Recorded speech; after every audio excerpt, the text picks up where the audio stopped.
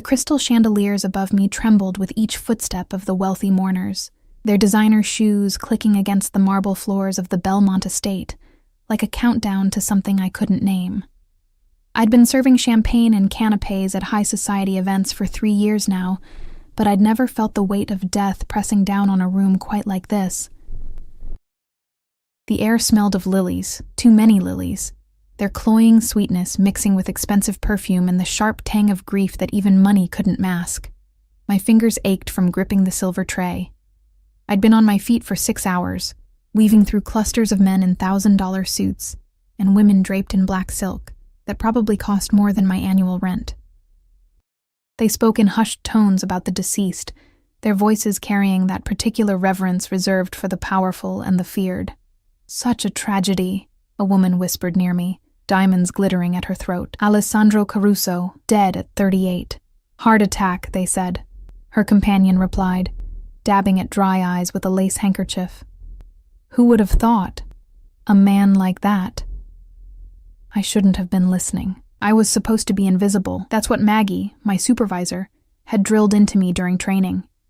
Serve, smile if necessary, and disappear. We were ghosts in their world, nothing more.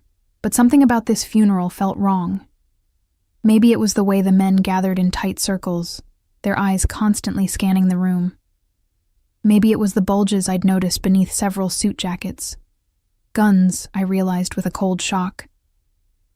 Or maybe it was the casket itself, positioned at the far end of the ballroom like a grotesque centerpiece, surrounded by enough flowers to stock a florist for a month. I'd heard whispers about Alessandro Caruso. Everyone in the service industry had. He owned half the restaurants in the city, they said, though everyone knew that was just the surface. Beneath the legitimate businesses ran rivers of darker enterprise, protection rackets, underground gambling, things people like me didn't speak about if we valued our safety. The Caruso family had ruled the city's underworld for 3 generations, and Alessandro had been their crown prince, then their king, and now, apparently, their corpse.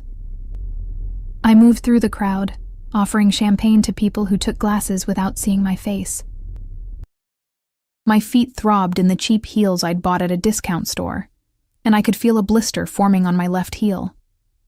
The black dress I wore, the only formal thing I owned, was starting to stick to my back, despite the air conditioning that kept the ballroom at a temperature that probably cost more per hour than I made in a day. "Miss." A hand touched my elbow, and I turned to find a man with silver hair and eyes like chips of ice. "Refresh the flowers near the casket." "Some of the lilies are wilting," I blinked. "I'm serving drinks, sir. I'm not... now." His voice didn't rise, but something in it made my stomach clench. This wasn't a request. I set down my tray on a nearby table and walked toward the casket, my heart hammering against my ribs. The crowd seemed to part around me, and I felt exposed, vulnerable in a way that made my skin prickle. As I approached, I could see the casket more clearly, rich mahogany with gold handles, the lid open to display the deceased to his mourners. I'd never seen a dead body before. My parents had been cremated after the accident, their caskets closed at the service I'd barely been able to afford. I didn't know what I expected. But as I reached the flowers and began adjusting the wilting lilies with trembling hands, I couldn't help but look. Alessandro Caruso was beautiful, even in death. That was my first thought, and it came with a wash of shame. His face was perfectly composed, skin pale but not gray, dark hair swept back from a face that could have been carved from marble. He wore a black suit that probably cost more than my car, back when I'd had a car, before it died, and I couldn't afford to fix it. His hands were folded over his chest, and even in stillness, there was something powerful about him, something that whispered of danger and command. My fingers brushed against a lily, and a petal fell, drifting down to land on the casket's edge. I reached to remove it, leaning closer, and that's when I saw it. His throat moved. It was so slight I thought I'd imagined it. A flutter, barely visible, just beneath the skin where his pulse should be. I froze, my hand suspended in midair, staring at his neck. Nothing. No movement. I must have been seeing things, exhaustion playing tricks on my eyes after hours of there. Again, the smallest tremor, a ripple beneath pale skin. My breath caught. I looked at his chest, watching with an intensity that made my vision blur at the edges, and then I saw it. The faintest rise and fall, so subtle it could have been a trick of the light, but it wasn't. His chest was moving, breathing. He was alive. The room spun. My hand flew to my mouth, stifling the gasp that wanted to escape. This couldn't be real. They'd examined him, hadn't they? Doctors, medical professionals. Someone had to have confirmed. But looking at him now, at that barely perceptible movement, I knew with absolute certainty that Alessandro Caruso was not dead. I should have walked away, should have told myself I was wrong, that grief and exhaustion were making me see things that weren't there. Instead, I did the stupidest, most reckless thing I'd ever done in my 26 years of life. I pressed my fingers against his neck, searching for a pulse. His skin was warm, not cold, not lifeless, warm. And there, beneath my trembling fingertips, I felt it. Slow, so slow it was almost imperceptible, but unmistakable. A heartbeat. "He's not dead," I whispered, the words falling from my lips before I could stop them. No one heard me. The conversations continued around me, a low buzz of voices discussing business and territory and things I didn't understand. I pressed harder, feeling for that pulse again, needing to confirm I wasn't losing my mind. "He's not dead," I said, louder this time. A few heads turned.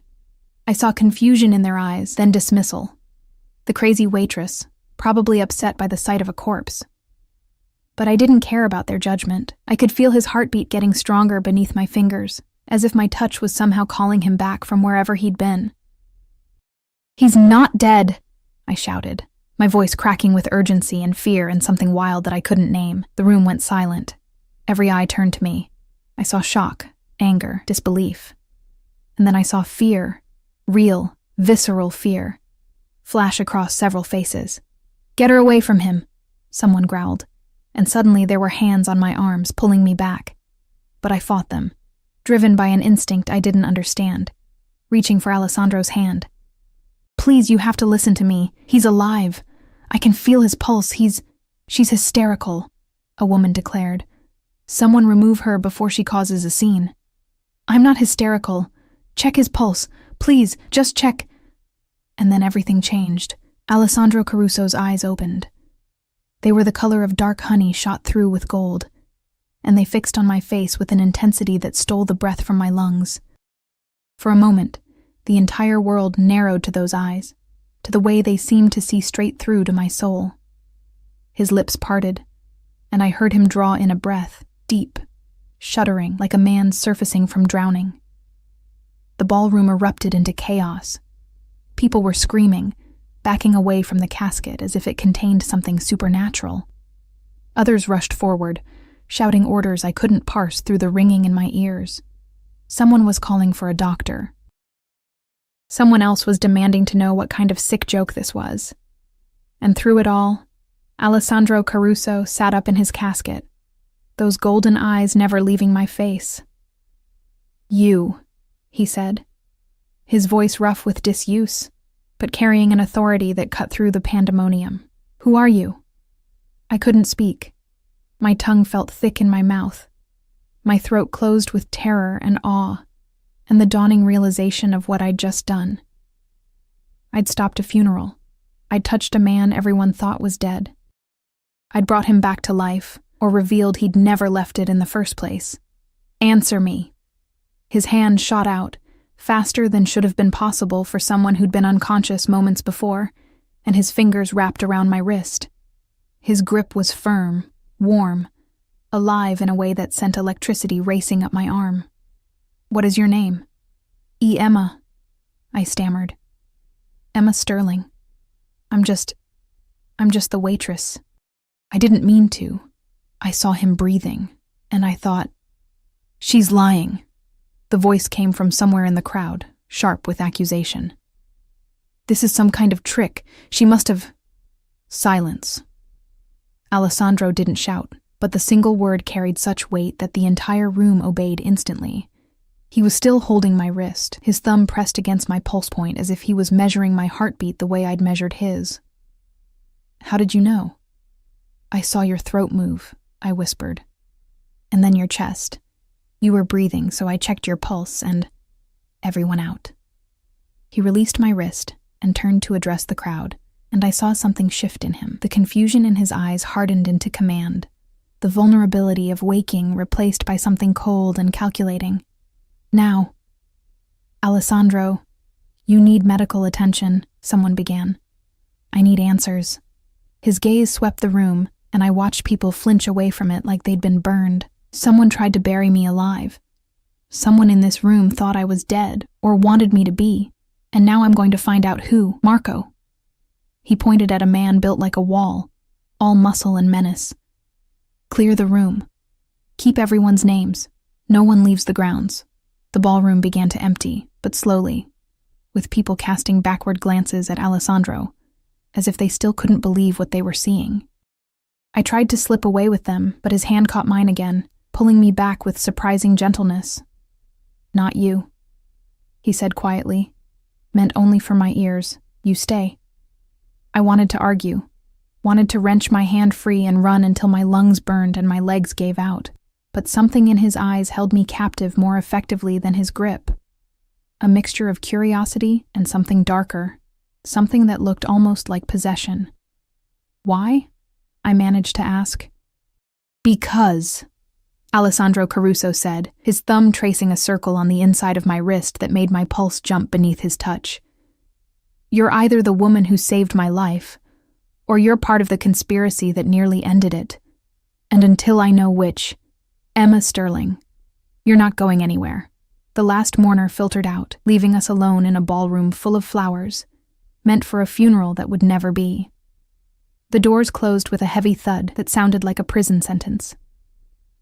Alessandro stood from his casket, and I realized for the first time how tall he was, how he seemed to fill the space around him with an energy that was almost overwhelming. He swayed slightly, and instinct overrode my fear. I reached out to steady him, my hands landing on his chest. Beneath the expensive fabric of his suit, I could feel his heart beating strong and steady now. So different from that threadbare pulse I'd discovered at his throat. "You should sit," I said. "You were barely alive 5 minutes ago. I need to know what happened to me." His hands covered mine, pressing them flat against his chest. "And I need to know why you, of all people, were the one to notice. Why you cared enough to speak up when no one else did." I didn't have an answer for that. I didn't understand it myself, but standing there with my hands trapped against his heartbeat in a ballroom that smelled of death and lilies, I felt the first tremor of something that would change everything. Alessandro Caruso was alive because of me. And somehow, I knew that meant my life would never be the same. The medical team arrived within 20 minutes, rushing through the ballroom doors with equipment and urgency. I tried to step back, to give them space, but Alessandro's grip on my hand tightened, keeping me anchored at his side like I was his lifeline to consciousness. "Don't," he said simply, and I stayed. Dr. Reeves, a gray-haired man with steady hands and worried eyes, examined Alessandro with practiced efficiency while asking questions in a low, careful voice. Blood pressure, pupil response, heart rate. I watched the numbers on the monitors climb from dangerously low to something closer to normal and felt a strange sense of relief that I had no right to feel. This man was a stranger. More than that, he was dangerous. Everyone in the city knew what the Caruso name meant. "You were poisoned," Dr. Reeves finally announced, snapping off his latex gloves. "Tetrodotoxin, if I had to guess. It mimics death, slows the heart rate and breathing to nearly imperceptible levels. In the right dose, it can make someone appear dead for hours, even to trained medical personnel." "Pufferfish toxin," Alessandro said, his voice still rough, but growing stronger with each passing minute. "Someone wanted me in the ground. Someone almost succeeded." Dr. Reeves packed his equipment with sharp, angry movements. "Another few hours in that casket and you would have suffocated. The dose was calculated to keep you under just long enough for burial." Whoever did this knew exactly what they were doing. I felt sick. The champagne I'd sipped during my break churned in my stomach. Someone had planned this, had poisoned Alessandro Caruso with a substance that would make him appear dead, had fooled doctors and family members, had arranged for him to be buried alive. The cruelty of it made my skin crawl. "I want toxicology reports on everything I consumed in the last 48 hours, Alessandro ordered. Food, drinks, medication. Everything." Already being arranged, a new voice made me jump. I turned to find a man standing in the doorway, tall and lean, with dark hair graying at the temples and eyes that assessed me like I was a threat to be neutralized. "The house has been locked down. No one in or out until we find who did this." "Good." Alessandro finally released my hand, and I felt the loss of his warmth like a physical thing. He stood, ignoring Dr. Reeves's protests, and straightened his suit jacket with a composure that seemed impossible for someone who'd just woken from a poison-induced coma.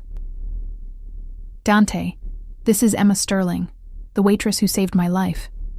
Emma, this is Dante Russo, my head of security." Dante's gaze sharpened on me, and I resisted the urge to shrink back. "The waitress? You're certain?" "I'm certain she was the only one who noticed I was still breathing." Alessandro's tone carried an edge that made Dante's jaw tighten, which raises interesting questions about everyone else in that room. "I'll begin immediate interrogations," Dante said, "starting with the medical examiner who declared you dead."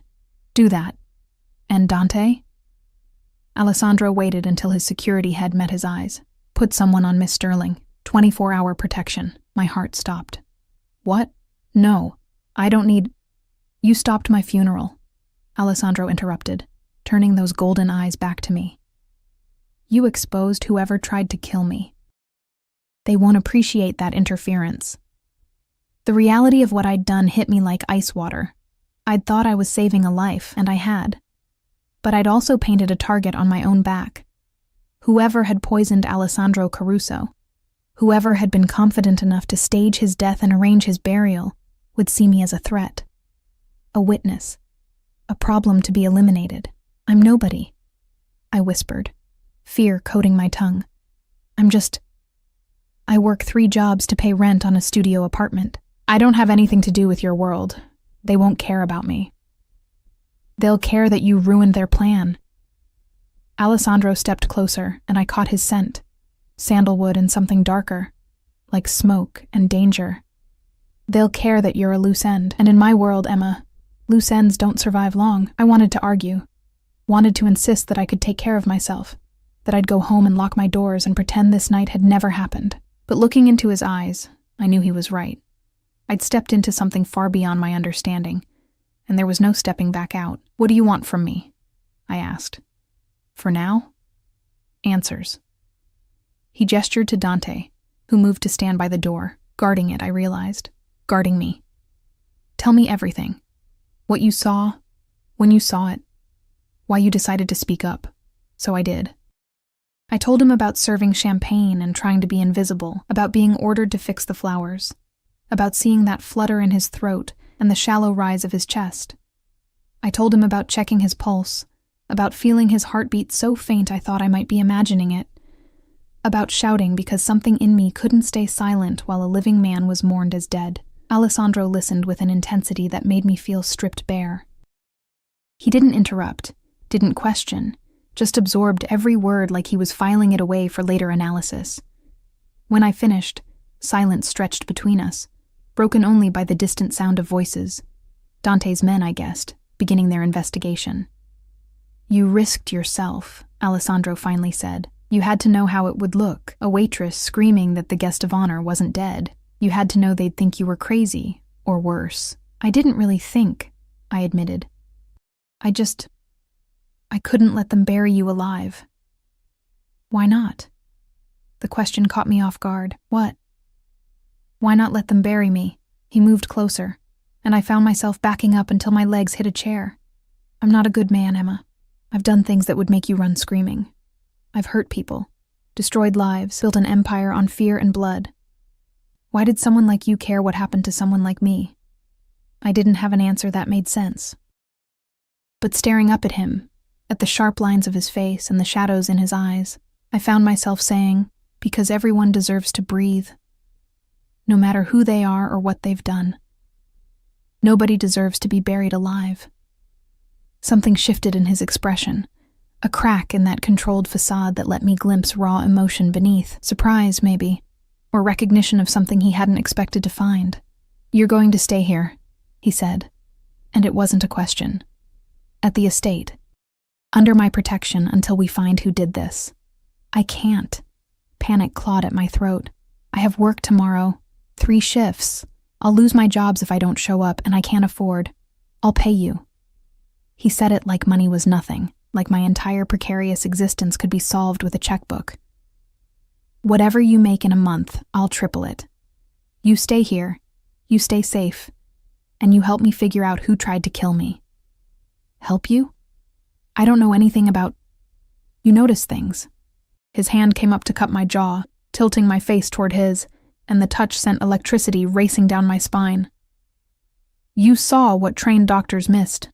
You paid attention when everyone else was too busy performing grief to notice their boss was still breathing. That makes you valuable, Emma Sterling. And in my world, valuable things are protected." I should have said no, should have insisted on going home, on taking my chances, on maintaining the careful distance between his world and mine, but his thumb was tracing my cheekbone, and his eyes held something that looked almost like wonder, and I was so tired of being invisible. "1 week," I heard myself say, "just until you find who did this." Alessandro smiled, and it transformed his face from beautiful to devastating. 1 week, he agreed, though something in his tone suggested he was lying. The guest room they gave me was larger than my entire apartment. Floor-to-ceiling windows overlooked gardens lit by subtle landscape lighting. A 4-poster bed dominated the space with linens that probably cost more than my monthly rent. And the bathroom featured a soaking tub that could fit 3 people. I stood in the doorway, clutching the small bag that Dante's men had retrieved from my locker at work, feeling completely out of place. "There's a panic button by the bed," a woman's voice said behind me. I turned to find a striking brunette in her 30s, dressed in black slacks and a crisp white shirt. "Press it, and security will be here in 30 seconds. You'll have guards outside your door all night." "Are you—" I trailed off, unsure how to ask who she was. "Sophia, Alessandro's sister." She extended a hand and I shook it, noting the strength in her grip. "I hear you saved my brother's life." I just noticed he was breathing and risked looking like a fool to say so. Sophia's dark eyes assessed me with the same intensity I'd seen in Alessandro's gaze. That took courage. Or stupidity. I haven't decided which. Probably stupidity, I admitted. She laughed, a sound that seemed to surprise her. "I like you. That's rare. Most people who enter this house are either terrified or calculating. You just seem lost." "I am lost." I sank onto the edge of the bed, the events of the night finally catching up with me. My hands were shaking, I realized. Had been shaking for hours. A few hours ago, I was serving champagne. Now I'm in a Mafia Don's mansion with armed guards outside my door because someone tried to bury your brother alive. How is this my life? Sophia sat beside me, and for a moment, she seemed to shed the armor of the Caruso name. "You did something good tonight, Emma. You saved someone who probably didn't deserve saving, but he's my brother. And for that, you have my gratitude. And my protection." "Why would I need your protection?" I asked. Alessandro already said, "From him." Her voice dropped low. "My brother is complicated, dangerous, and he looks at you like you're a puzzle he needs to solve. Be careful, Emma. In our world, the people we care about become targets, and Alessandro cares about very few things." Before I could process that warning, she was gone, leaving me alone in a room that felt like a gilded cage. I showered, washing away the smell of lilies and champagne, and changed into the pajamas someone had thoughtfully provided. Silk, of course, because apparently, even sleepwear in this house cost more than I made in a week. I should have been exhausted. Instead, I lay in that enormous bed, staring at the ceiling, and thought about Alessandro's eyes opening to find me, about his hand on my wrist, measuring my pulse, about the way he'd said my name like he was memorizing it. Sleep came eventually, but it was restless, full of dreams of caskets and golden eyes and hands that held too tight. I woke to sunlight streaming through windows I'd forgotten to cover and the smell of coffee. For a disoriented moment, I thought I was late for work, that I'd overslept and would lose my morning shift at the diner. Then I saw the room around me, expensive and unfamiliar, and remembered. The funeral. The pulse beneath my fingers. Alessandro Caruso. Alive. A knock on the door made me jump. "Come in," I called, expecting Sophia or maybe a maid. Alessandro entered carrying a tray with coffee and pastries, and I forgot how to breathe. He'd changed from his funeral suit into dark jeans and a black shirt that did nothing to hide the lean muscle beneath. His hair was still damp from a shower, and without the formal clothing, he looked younger, more human. Still dangerous, that would never change, but approachable in a way that made my stomach flip. "You're awake," he said, setting the tray on the nightstand. "I wasn't sure if you'd sleep through the morning." I pulled the covers up higher, suddenly aware that I was wearing silk pajamas in bed while he stood over me. "What time is it?" "Almost noon." He settled into the chair by the window, with an ease that suggested he'd done this before, visited women in their bedrooms, brought them coffee, made them feel simultaneously special and trapped. "You needed rest." The adrenaline crash from last night was probably brutal. It had been. My whole body ached like I'd run a marathon. "Did you find out who poisoned you?" His expression darkened. "We have suspects. The toxin was in my whiskey, a bottle of Macallan 1926 that was supposedly a gift from the Marchetti family. They claim ignorance, of course. Do you believe them?" "I believe someone wanted me to think it was them." He leaned forward, elbows on his knees, and I saw the strategist beneath the surface. "The Marchettis have been allies for 20 years. Killing me would start a war they can't win. Framing them for my death, though, that would eliminate 2 threats at once." I reached for the coffee, needing something to do with my hands. It was perfect. The right temperature, the right amount of cream, like he'd somehow known how I took it. So what now? Now I find who's actually responsible. And I keep you close while I do it. His eyes met mine over the rim of his own coffee cup. "You're under my protection, Emma. That means you don't leave this house without guards. You don't talk to anyone I haven't vetted. You don't take risks. You're talking about me like I'm yours to command. In this house, under my roof, you are." He said it without apology, without hesitation. "I know you don't understand my world yet. But in it, protection is ownership. Safety is control. And I control everything in my domain." I should have been angry, should have thrown his coffee in his face and demanded to leave. Instead, I found myself asking, "For how long?" "Until the threat is eliminated." He stood, moving to the window to stare out at his gardens. "Or until you decide you'd rather take your chances on your own. That's not a choice. That's a threat wrapped in protection." "Yes," he agreed, turning back to me. "It is.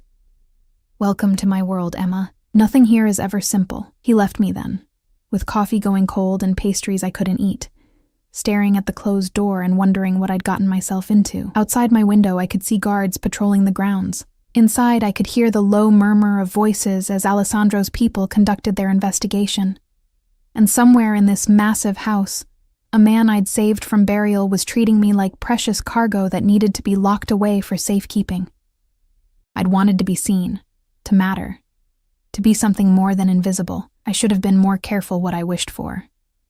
3 days passed in a blur of luxury and captivity. I woke each morning to breakfast delivered by silent staff, spent my afternoons in the library or gardens under the watchful eyes of guards, and ate dinners in the formal dining room with Alessandro, Sophia, and occasionally Dante, discussing topics I barely understood. Territory disputes, supply chains, political alliances that had nothing to do with elections and everything to do with power. Alessandro was always there, a constant presence that I couldn't escape even when he wasn't in the room. I felt him in the guards stationed outside my door, in the clothes that appeared in my closet perfectly tailored to my size, in the way the staff deferred to his unspoken commands about my comfort. He was weaving a web around me, silken and inescapable, and I didn't know whether to be grateful or terrified. On the 4th morning, I woke to raised voices downstairs. I pulled on a robe, cashmere because apparently even bathrobes in this house were obscenely expensive, and crept to the top of the staircase, driven by curiosity that was probably going to get me killed. "Don't care what her story is," a woman's voice was saying, sharp with anger. "She's a liability, Alessandro. A waitress with no training, no background, no reason to be here except that you've decided she's special. She saved my life, Valentina." Alessandro's voice was colder than I'd ever heard it. That makes her more than special. Or it makes her the perfect plant. The woman, Valentina, spoke with the confidence of someone who'd never been told no. Think about it. She happens to be serving at your funeral. She happens to notice what trained doctors missed.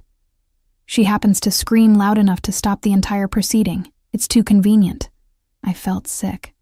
Was that what they thought? That I'd been part of the conspiracy? "Dante's investigation cleared her," Alessandro said.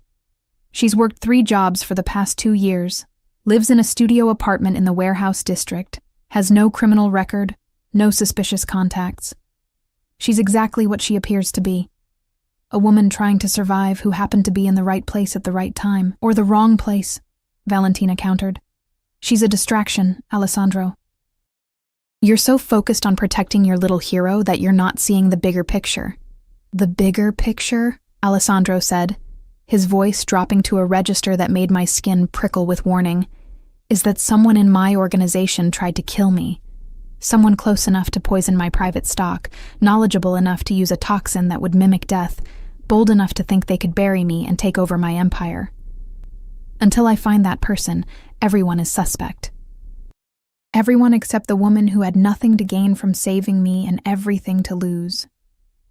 Silence fell, heavy and tense. I should have retreated to my room, but I couldn't move, frozen at the top of the stairs like a child eavesdropping on adult conversations. "You're sleeping with her." Valentina's accusation cut through the quiet like a blade. Not yet. My breath caught. The casual certainty in those 2 words made heat flood my face, and something dangerous curl in my stomach. "But you want to," Valentina pressed. "I can see it in the way you look at her, like she's something precious instead of a complication that's going to get you killed." "What I want," Alessandro said slowly, deliberately, "is none of your concern. You're my accountant, Valentina, not my keeper. Do your job and leave my personal life alone. Your personal life affects the family business. You know that better than anyone." Footsteps approached the stairs, and I scrambled back toward my room, heart hammering. "She's making you soft, Alessandro. And in our world, soft men don't survive." I made it back to my room just as I heard her heels clicking up the stairs. I closed the door softly and leaned against it, trying to process what I'd heard.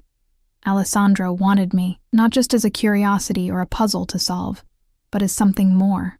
And that realization terrified me almost as much as the poison and the guards, and the constant awareness that I was swimming in waters far too deep for someone like me. A knock made me jump.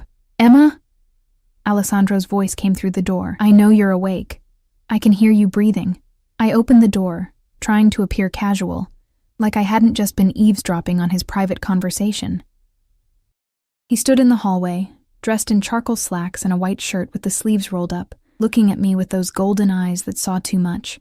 "How much did you hear?" he asked. "Enough to know that people think I'm either a conspirator or a distraction." I lifted my chin, refusing to be cowed. Which am I? Neither. He stepped into my room without invitation, and I let him because stopping him felt impossible. "You're a complication I didn't anticipate. But that doesn't make you unwelcome. Valentina seems to think I'm making you soft. Valentina thinks anything that doesn't involve profit margins is a weakness." He moved to the window, staring out at the grounds like he was seeing something I couldn't. "She's not wrong that you're affecting my judgment, but she's wrong about the nature of that effect." "What does that mean?" He turned back to me, and the intensity in his gaze made me take an involuntary step back.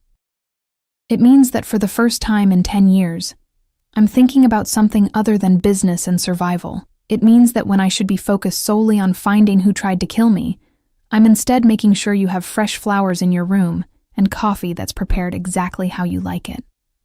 It means, Emma, that you've become important to me in a way that defies logic. We barely know each other," I whispered. I know you risked yourself for a stranger. I know you have 3 jobs because you're too proud to ask for help, too stubborn to give up even when life keeps knocking you down. I know you take your coffee with cream and no sugar, that you read poetry when you think no one's watching, that you have nightmares about caskets and wake up reaching for something you can't name. He crossed the distance between us in 2 strides, and suddenly he was there, close enough that I could feel the heat of him, smell that combination of sandalwood and danger that was becoming familiar. I know more about you than you think, Emma Sterling, and everything I learn makes me want to know more. My back hit the wall. I hadn't even realized I was retreating. This is crazy. You're a crime lord. I'm nobody. This doesn't make sense. Nothing about us makes sense. His hand came up to cup my face, thumb tracing my cheekbone the way he had that first night, but sense is overrated. What I feel when I look at you, what I felt when I opened my eyes and saw you standing over my casket like some avenging angel. That's real. And I haven't felt anything real in longer than I can remember. Alessandro, tell me to stop. His other hand braced against the wall beside my head, caging me in without touching me. Tell me you don't feel this thing between us and I'll back away. I'll keep you safe and protected and at a distance. But if you can't say that, Emma, if there's even a part of you that feels what I feel, then stop running from it. I couldn't speak. My tongue was thick in my mouth, my breath coming too fast, my heart hammering against my ribs like it was trying to escape. He was right. I did feel it. This magnetic pull that made no sense. This attraction that defied every logical objection my mind could produce. I felt it in the way my pulse jumped when he entered a room, in the way I found myself listening for his voice, in the dreams I'd been having that were far more dangerous than nightmares. I'm scared, I finally managed. Good. His thumb moved to trace my lower lip, and I felt that touch everywhere. Fear means you're smart enough to understand what this is, what I am. What being close to me could cost you. Then why are you pushing this? Because I'm a selfish bastard who takes what he wants. He leaned closer, his lips barely an inch from mine. And I want you, Emma. I want you in ways that have nothing to do with gratitude or protection. I want you in my bed, in my life, in places no one else has been allowed to reach. And I'm done pretending otherwise. He was giving me a choice. I could see it in the tension in his shoulders, in the way he held himself back, despite every word declaring his intent. One word from me, and he'd retreat. One rejection, and he'd put that distance back between us. Lock me in this gilded cage as nothing more than a protected witness. I should have said no. Should have reminded myself of every reason this was dangerous and wrong and destined to end badly. Should have protected myself the way I'd learned to do after my parents died, and the world proved over and over that I was on my own. Instead, I closed the distance between us and kissed him. It was like touching lightning. His mouth claimed mine with a hunger that stole my breath, one hand sliding into my hair while the other wrapped around my waist, pulling me flush against him. I gasped, and he took advantage, deepening the kiss until I couldn't think, couldn't breathe, couldn't remember any of the reasons this was a terrible idea. I'd been kissed before. Quick, fumbling encounters with boys who didn't know what they were doing and didn't care to learn. This was different. Alessandro kissed like he did everything else, with absolute control and devastating precision, learning what made me melt, what made me whimper, what made me forget my own name. When he finally pulled back, we were both breathing hard, and I could see the gold in his eyes had darkened to amber. That, he said roughly, was either the best decision you've ever made or the worst. Time will tell which. Probably the worst, I admitted, but I couldn't make myself regret it. Probably. He agreed. Then he kissed me again, softer this time, tender in a way that felt more dangerous than passion. But you're mine now, Emma, for better or worse. You've tied yourself to me, and I protect what's mine with everything I have. A sharp knock interrupted whatever I might have said.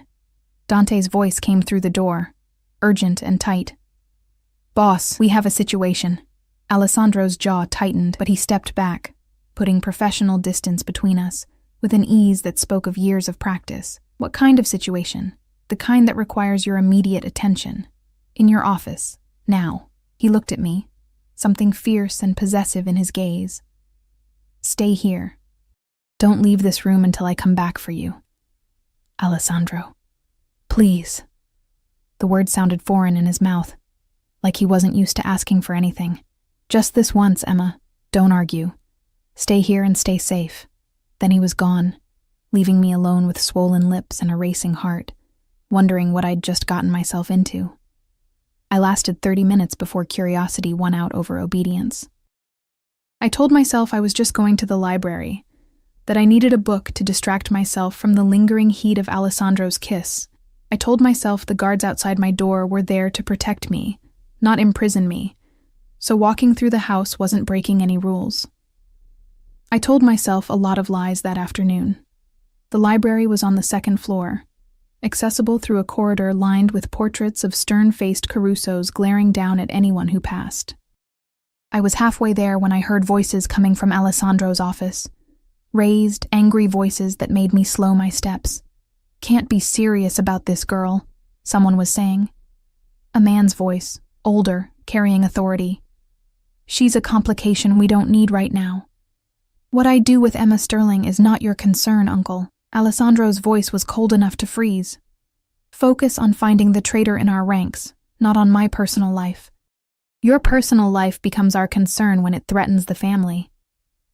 The uncle, I didn't know his name, wasn't backing down.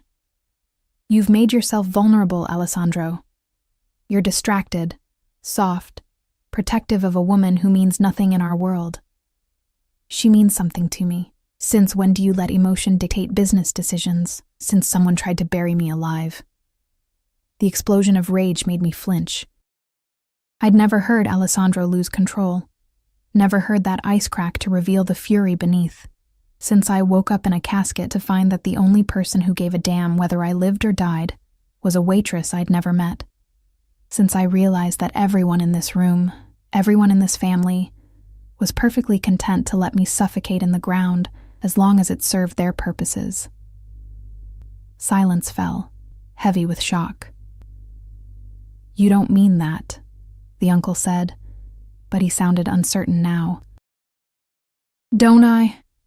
Alessandro's voice had returned to that dangerous quiet. Someone poisoned me, Uncle.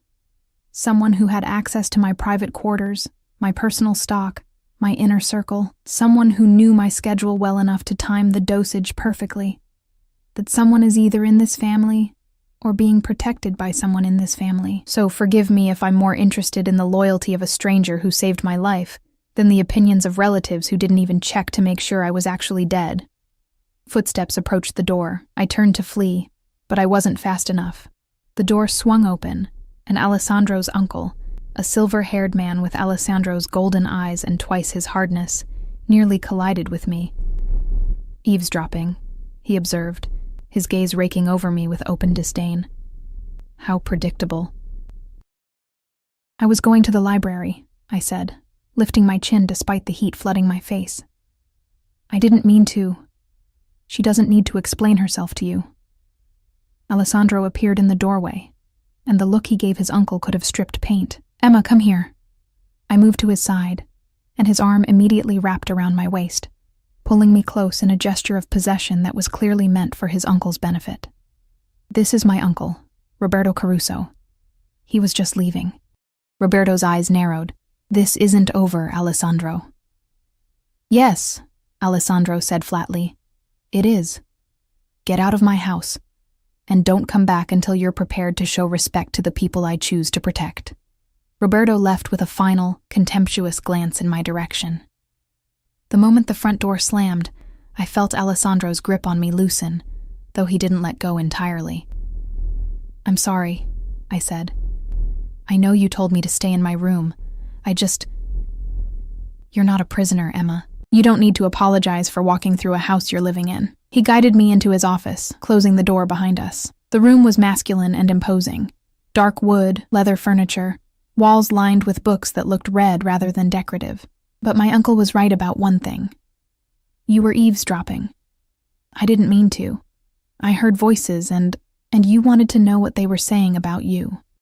He moved to the bar in the corner, pouring amber liquid into 2 glasses. I don't blame you. In your position, I'd have done the same. He handed me a glass, and I took it even though I rarely drank. The whiskey burned going down, but it steadied my nerves. Your uncle hates me. My uncle hates anything that threatens his influence over family decisions. You threaten that influence by existing. Alessandro settled into one of the leather chairs, gesturing for me to take the other. He's not wrong that you complicate things, but complications aren't always bad. Your whole family thinks I'm a problem. My whole family thinks anything that doesn't serve their immediate interests is a problem. He swirled the whiskey in his glass, watching the liquid catch the light. They've forgotten what it means to value something beyond power and profit. If anything, Emma, you remind me that there's more to life than empire building. I sat, curling into the chair, and studied him. In this room, surrounded by the trappings of his power, he should have seemed invincible. Instead, he looked tired, the weight of suspicion and betrayal aging him beyond his 38 years. How do you live like this? I asked. Always suspicious, always guarded, never knowing who to trust. You learn to trust actions over words. Loyalty demonstrated over loyalty declared. His eyes met mine. You acted when everyone else performed. That's worth more than 1,000 declarations of allegiance. I just did what anyone would have done. No. He leaned forward, intensity radiating from him. You did what a good person would have done. There's a difference. And in my world, good people are rare enough to be precious. The weight of his regard settled over me like a physical thing. He was looking at me like I was something valuable, something worth protecting, and I didn't know how to handle it. I'd spent so long being invisible, being dismissed, being alone, that this sudden importance felt like standing in a spotlight I hadn't asked for. I should go, I said, setting down my glass. Let you get back to finding who tried to kill you. Stay. He stood, moving to sit on the arm of my chair, close enough that I could feel his warmth. Please, just stay with me for a while. I'm tired of thinking about traitors and poison and family politics. I want to think about something good. I'm not that good, I whispered. You're good enough for me.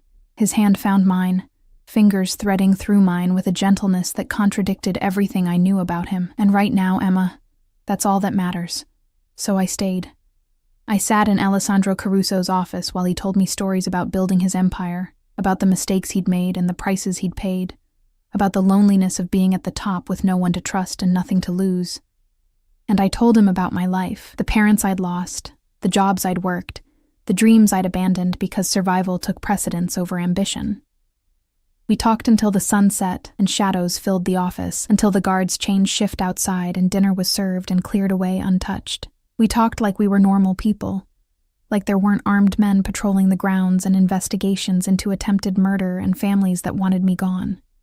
And when he finally walked me back to my room, his hand never leaving mine, I realized that somewhere in the past 4 days, I'd stopped being just the waitress who saved his life. I'd become the woman who was falling for a man who could destroy her. The breakthrough came on the 7th day, just when I was starting to believe that maybe, impossibly, I could build a life in this strange world Alessandro inhabited.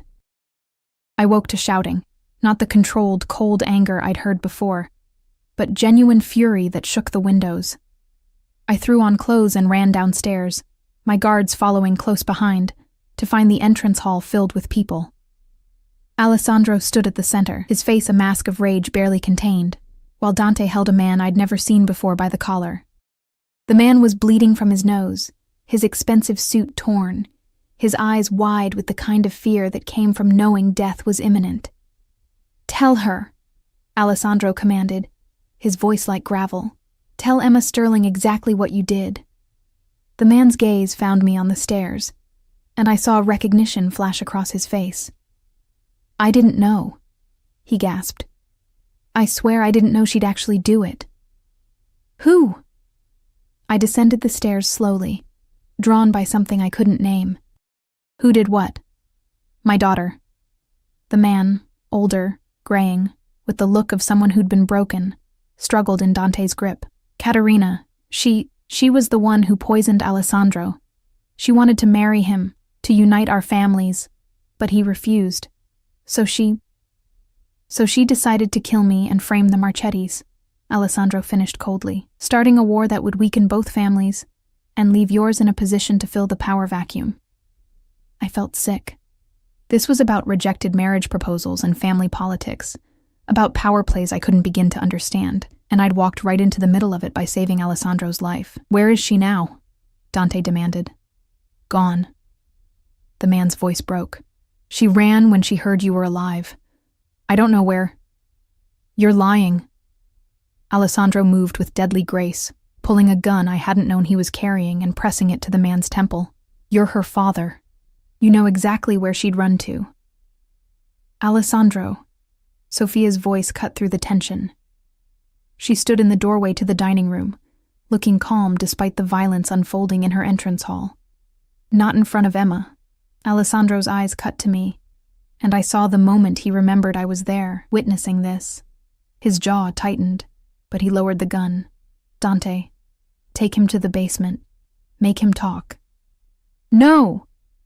The man struggled as Dante hauled him toward a door I'd never noticed before. Please, I'll tell you everything. Just don't. The door closed on his pleas, and silence fell. Alessandro stood with his back to me, shoulders rigid, the gun still in his hand. I should have been horrified, should have been running for the exit, demanding to leave this house of violence and casual cruelty. Instead, I found myself walking toward him. Alessandro, I said softly. He turned, and the look in his eyes stopped my heart. It was the look of a man who'd just shown his true nature to someone who mattered, who'd exposed the monster beneath the controlled facade and was waiting for the inevitable rejection. This is who I am, he said flatly. This is what I do. I torture information out of men who betray me. I kill people who threaten what's mine. I built my empire on blood and fear, and I'd do it again without hesitation. He took a step toward me, then stopped, like he was afraid to get too close. So go ahead, Emma. Run.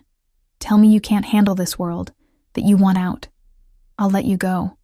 I'll make sure you're protected, set you up somewhere safe, give you enough money to start over. Just say the word. I looked at him. Really looked at him. At the man who'd brought me coffee in bed and learned how I liked it, who'd held my hand while telling me stories about his life, who'd kissed me like I was something precious, something worth protecting, who'd defended me to his family even when it cost him their support.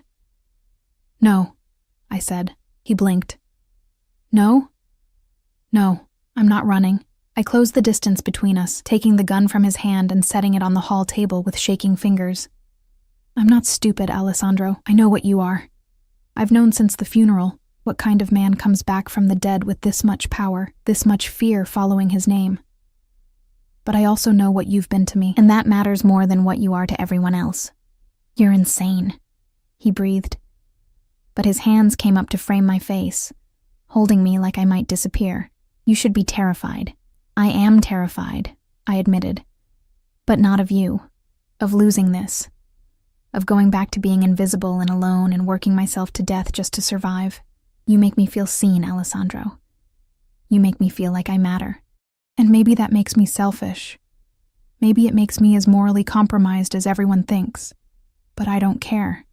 He kissed me then, hard and desperate, like he was trying to convince himself I was real. I kissed him back with equal fervor, pouring every complicated emotion into it, the fear, and the desire, and the reckless certainty that I was exactly where I was supposed to be. Consequences be damned. I love you, he said against my lips, the words rough and unpracticed. I know it's too soon. I know it's insane. But I love you, Emma Sterling, and I will burn down anyone who tries to take you from me. My heart stopped, then started again, racing. Alessandro, don't. His thumb pressed against my lips. Don't say it back unless you mean it. Don't let this moment, this adrenaline, make you promise something you can't deliver. But I did mean it. Somewhere between waking up in his casket and this moment in his entrance hall, I'd fallen completely, irrevocably, in love with a man who shouldn't have been possible. A crime lord with gentle hands and fierce protection. A killer who brought me coffee and memorized how I took it. I love you too, I whispered. God help me, but I do. They found Katerina 3 hours later, hiding in a safe house outside the city. Alessandro left with Dante and a team of men, and I paced my room like a caged animal, waiting for news that didn't come. Sophia found me at sunset, carrying 2 glasses of wine and wearing an expression that was equal parts sympathy and concern. "He'll be back," she said, handing me a glass. "Alessandro always comes back. What if he doesn't?" The fear that had been building in my chest spilled out. What if Caterina has backup? What if this is a trap? What if you drive yourself crazy with what ifs? Sophia settled onto the window seat, gesturing for me to join her. "Emma, you need to understand something about my brother. He survived 3 assassination attempts, 2 gang wars, and our father's paranoia. He didn't build this empire by being careless. He'll handle Caterina and he'll come home to you." "You sound so sure." "I am sure." She studied me over her wineglass. "Because for the first time since our father died, Alessandro has something to come home to. Someone who sees him as more than just a weapon or a wallet. That makes him more dangerous than he's ever been." I sank onto the seat beside her. "Your uncle thinks I'm making him weak." "My uncle is an idiot who mistakes isolation for strength." Sophia's voice carried an edge. "Alessandro has been alone at the top for 10 years, trusting no one, letting no one close. It's made him powerful, but it's also made him vulnerable. Love doesn't weaken him, Emma. It gives him something to protect, and there's nothing more dangerous than a man protecting what he loves." "How do you do this?" I asked. "Live in this world of violence and betrayal and constant danger? You find something worth living for." She smiled, sad and knowing. "For Alessandro, that's you now. For me, it's family. What's left of it anyway. We all find our reasons to stay in the darkness." Before I could respond, my phone buzzed. Alessandro had given me a new one, secure and encrypted, with only a handful of numbers programmed in. His name flashed on the screen. "It's done. Coming home to you." A relief flooded through me so intensely I felt dizzy. "He's okay," I told Sophia. "He's coming back." "Told you." She stood, taking my empty wineglass. "Now, go make yourself presentable. When Alessandro walks through that door, he's going to need to see you whole and safe. It's the only thing that will bring him back from whatever he had to do tonight." I showered and changed into a simple dress. Midnight blue, fitted but modest. One of the many things that had appeared in my closet over the past week. I brushed my hair until it shone and tried not to think about what "it's done" meant.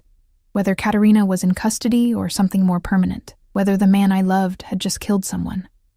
Whether I could live with that answer. I heard the cars arrive, heard voices in the entrance hall, heard Alessandro's footsteps on the stairs. Heavy, tired, but purposeful. When he appeared in my doorway, there was blood on his shirt and exhaustion in his eyes. But he was whole. Alive. "Emma," he breathed. And then I was in his arms, breathing in his scent beneath the copper smell of blood, feeling his heartbeat strong and steady against mine. "Are you hurt?" I pulled back, checking him for injuries with shaking hands. "Not my blood." He caught my hands, stilling them. "Caterina's dead. She tried to run, pulled a gun on Dante. He didn't have a choice. I should have felt something about that. Horror, maybe, or guilt. Instead, I just felt relief that it was over, that the threat was eliminated, that Alessandro was safe. What did that make me? "I'm sorry," he said, misreading my silence. "I know this isn't what you signed up for. Death and blood and—" I kissed him, cutting off his apology. "I signed up for you," I said against his lips. "All of you. The good and the terrible and everything in between. So stop apologizing for being who you are." He lifted me, and I wrapped my legs around his waist as he carried me to the bed. "I need you," he said roughly. "I need to feel something besides death and rage. I'm here." I cupped his face, making him look at me. "I'm right here, Alessandro, and I'm not going anywhere." What happened next was inevitable, had been building since that first moment in the funeral home, when his eyes opened to find me. He laid me down like I was something precious, something sacred, and showed me with his hands and mouth exactly what I'd come to mean to him. And I showed him the same, that I chose him. Chose this. Chose a life that made no sense but felt more right than anything ever had. Afterward, We lay tangled together, my head on his chest, his fingers tracing patterns on my bare shoulder.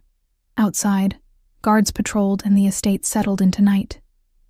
Inside this room, for this moment, we were just two people who'd found each other against impossible odds. "Marry me," Alessandro said into the darkness. I went still. "What?" "Marry me." He shifted so he could see my face. "I know it's fast. I know you should say no. But I almost died, Emma, and the only thing I could think about when I woke up was that I'd wasted so much time being alone when I could have been building something real. So marry me. Be my wife. Let me spend the rest of my life protecting you and loving you and making up for every moment you've ever felt invisible." I should have said it was too soon. Should have pointed out that we'd known each other barely a week, that this was insane, that marriages built on intensity rather than foundation never lasted. Instead, I said, "Yes." His smile transformed his face from beautiful to radiant. "Yes. Yes. I'll marry you, Alessandro Caruso. Even though it's crazy and fast and probably going to end in disaster," I kissed him softly, "because I'd rather have a short time being truly alive with you than a long time being invisible alone." He pulled me closer, and I felt him relax in a way I hadn't seen before, like some fundamental tension had finally released. "I'll make you happy," he promised. "Whatever it takes, however long I have.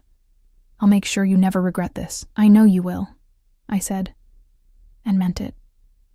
Outside, the world continued its dangerous dance, but here, in this room, in this moment, we were safe. We were together, and that was enough. The wedding happened fast, too fast by normal standards, but nothing about us had ever been normal.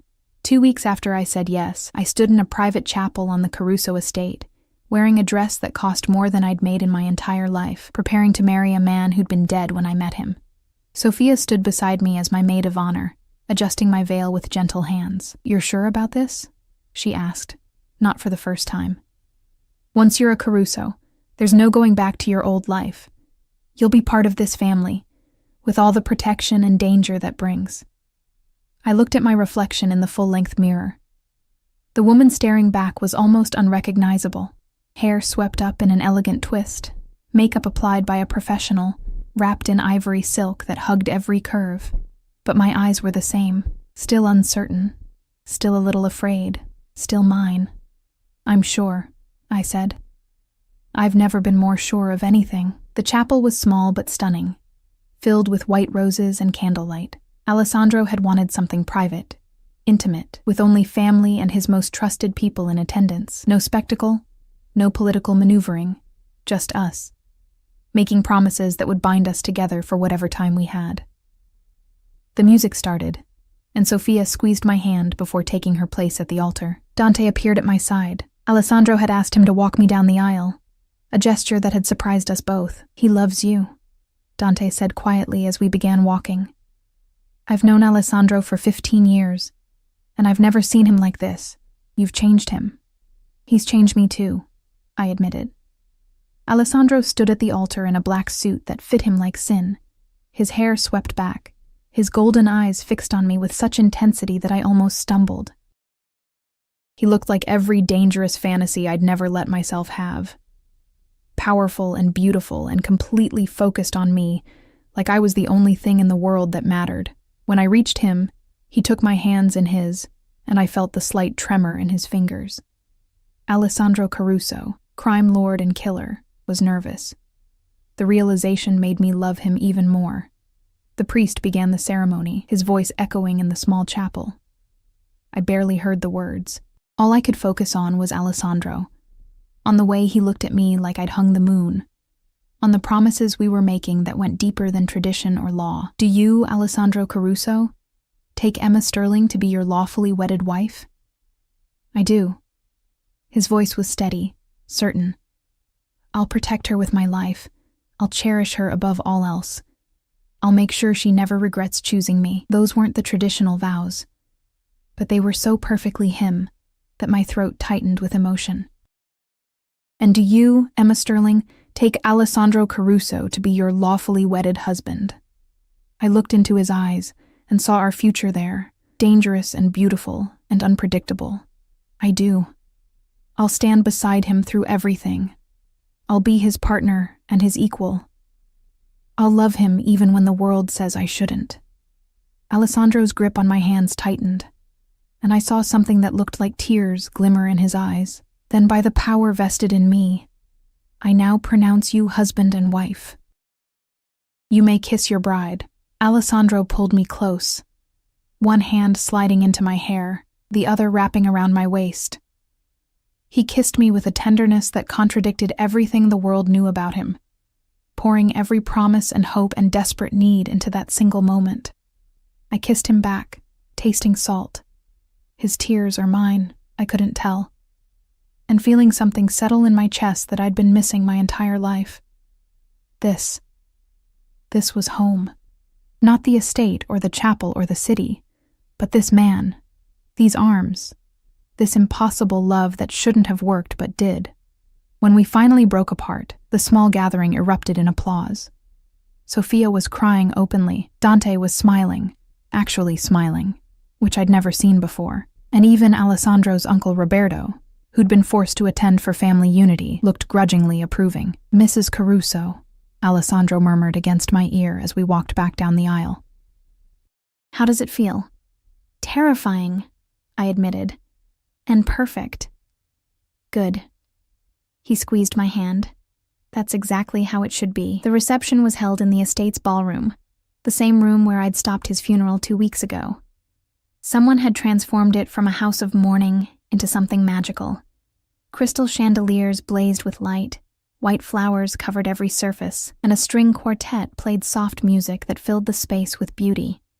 I danced with Alessandro for our first dance, swaying to music I didn't recognize while he held me close and whispered promises against my hair. Then, I danced with Dante, who proved surprisingly graceful, and even Roberto, who told me stiffly that I'd done well by his nephew.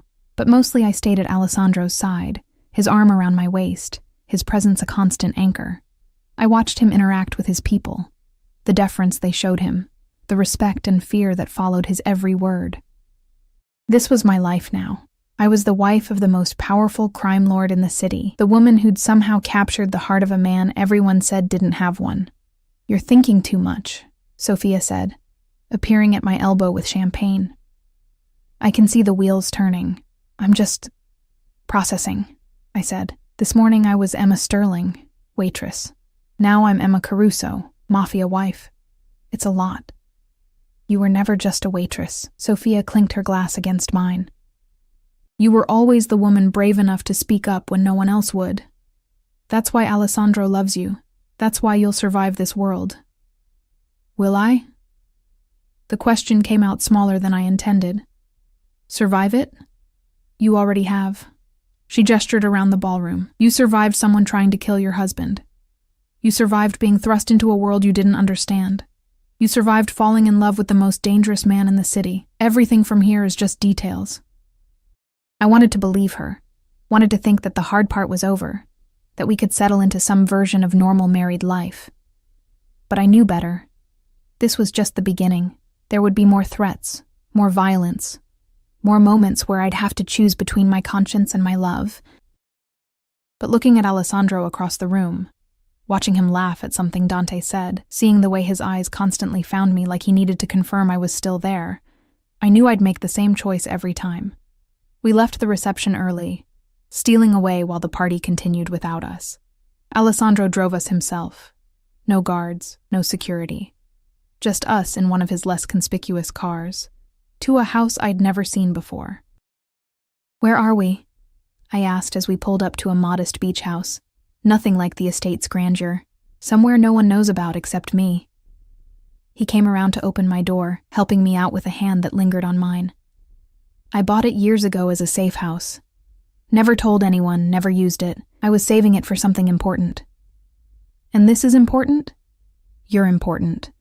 He unlocked the door and swept me into his arms, carrying me over the threshold in a gesture so traditional it made me laugh.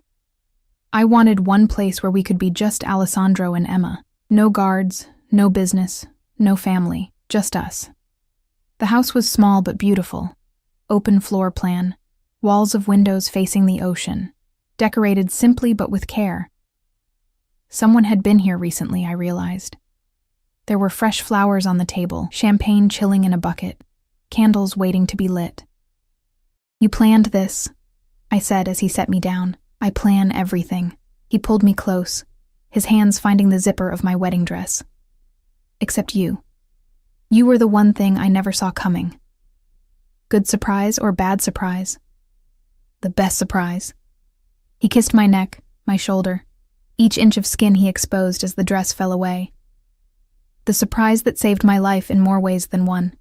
We made love on every surface of that little beach house, slow and tender, then desperate and intense, then lazy and playful as the night stretched into dawn. Between rounds, we talked about everything and nothing. He told me about his childhood, about watching his father build an empire through ruthlessness and fear. I told him about losing my parents, about the loneliness that had defined my adult life. "I used to dream about being invisible," I admitted as we lay tangled in sheets, watching the sun rise over the ocean. "About being so unremarkable that no one would notice me, hurt me, leave me." "And now?" Alessandro's fingers traced lazy patterns on my spine. "Now I'm married to the most visible man in the city. Now I'm anything but invisible." I propped myself up on his chest, looking down at him. "It's terrifying. I know." He tucked a strand of hair behind my ear. "But you're not alone in it anymore. Whatever comes, we face it together. Promise?" "I promise." He pulled me down for a kiss that tasted like forever. "You're mine, Emma Caruso, and I protect what's mine with everything I have." We stayed at the beach house for 3 days, hiding from the world and learning each other in ways that went beyond physical. I learned that Alessandro couldn't cook to save his life but made excellent coffee. He learned that I sang off-key in the shower and read poetry when I thought he wasn't paying attention. We built a foundation in those 3 days, not based on intensity or danger, but on the quiet moments between. On the 4th morning, reality intruded in the form of Dante's phone call. There were business matters that couldn't wait, decisions that required Alessandro's presence. Our honeymoon bubble popped, and we drove back to the estate in comfortable silence, my hand in his. "Ready?" he asked, as we pulled through the gates. "No," I admitted, "but I'll do it anyway." He smiled, fierce and proud. "That's my girl." The months that followed weren't easy. I had to learn to navigate a world where loyalty was currency, and weakness meant death. I attended dinners with families whose empires were built on blood, smiled at women who saw me as an interloper, and learned to read the subtle signs that indicated danger. But I also found my place. I started working with Sophia on the legitimate businesses, using my years of service industry experience to identify problems and implement solutions. Alessandro gave me real responsibility, real power, and I discovered that I was good at it. Better than good. I was exceptional. "You should see the numbers from the restaurants," Sophia told me 6 months into my marriage, reviewing reports in Alessandro's office. "Since you implemented those changes, profits are up 30%. "It's just basic customer service," I said, but I couldn't hide my pride. Treating employees well, listening to their concerns, actually investing in the businesses instead of just extracting profit. It's revolutionary in our world. Alessandro looked up from his own work, and the pride in his eyes made my heart swell. "You're changing how we do business, Emma. Making us stronger without making us crueler." I'd also changed him. Or maybe I'd just revealed parts of himself he'd buried. He smiled more now, laughed with real joy instead of cold amusement. He was still dangerous, still ruthless when necessary, but he'd found balance, and I'd found purpose. Not everything was perfect. There were still threats. Rival families testing our defenses, internal disputes that required Alessandro's iron hand, moments when I was reminded exactly what kind of man I'd married, but we faced them together, and that made all the difference. 1 year after our wedding, I woke to Alessandro kissing my shoulder. His hand splayed possessively over my stomach. "Morning," I murmured, still half asleep. "Good morning, Mrs. Caruso." He nuzzled my neck. "How are you feeling?" "Fine." "Why?" "Because you threw up yesterday morning, and the morning before that." His hand moved in gentle circles. "And you've been exhausted lately, falling asleep before dinner." I froze, my brain putting pieces together. My missed period, the nausea, the bone-deep tiredness that no amount of sleep seemed to fix. "Oh," I breathed. "Oh." Alessandro pulled back to look at me, and I saw hope and fear warring in his eyes. "Emma, I might be pregnant." The words felt huge, life-changing. "I didn't even realize. I've been so busy with the restaurants and—" He kissed me, cutting off my rambling with a tenderness that made my eyes sting. "We should find out for sure." Dr. Reeves confirmed it 3 hours later. I was 8 weeks pregnant, healthy, carrying Alessandro Caruso's child. The news should have terrified me, bringing a baby into this world of violence and danger. Instead, I felt a fierce joy I hadn't expected. "We're having a baby," I said wonderingly, as Alessandro drove us home, his hand never leaving mine. "We're having a baby," he repeated, and his voice cracked with emotion. "Emma, He pulled over abruptly, turning to face me with tears streaming down his face. "I never thought I'd have this. A wife I love, a child, a family that's mine, that I built on something other than fear. You gave me that. You gave me everything." I unbuckled my seatbelt and climbed into his lap, holding him while he cried, this powerful, dangerous man breaking down with joy in the front seat of his car. "We gave it to each other," I whispered. "This life, this family, this impossible happiness. We built it together." Our daughter was born on a spring morning, screaming her fury at the world with lungs that would have made her grandfather proud. We named her Isabella, after Alessandro's mother, and she had his golden eyes and my stubborn chin. I held her in the hospital room, Alessandro beside me with one finger caught in her tiny fist, and marveled at the journey that had brought us here, from a funeral where I'd stopped to save a stranger's life, to this moment, holding our daughter while the man I loved looked at us like we'd hung the moon. "She's perfect," Alessandro whispered, awe evident in every syllable. "She's ours," I corrected, and kissed him softly. The road ahead wouldn't be easy. Raising a child in Alessandro's world would bring challenges I couldn't yet imagine. But looking at my family, my husband and daughter, bound together by love that shouldn't have worked but did, I knew we'd face them the same way we'd faced everything else, together. I'd gone from invisible waitress to Mafia wife, from saving a stranger's life to building a family with him. I'd found love in a casket and a future in the darkness. And I wouldn't change a single moment of it. Because sometimes the best things in life come from the moments that make the least sense. From stopping a funeral to save a man who was supposed to be dead. From taking a chance on impossible love and finding out it was the realest thing you'd ever known. Alessandro Caruso had been dead when I met him, but together, we'd never been more alive.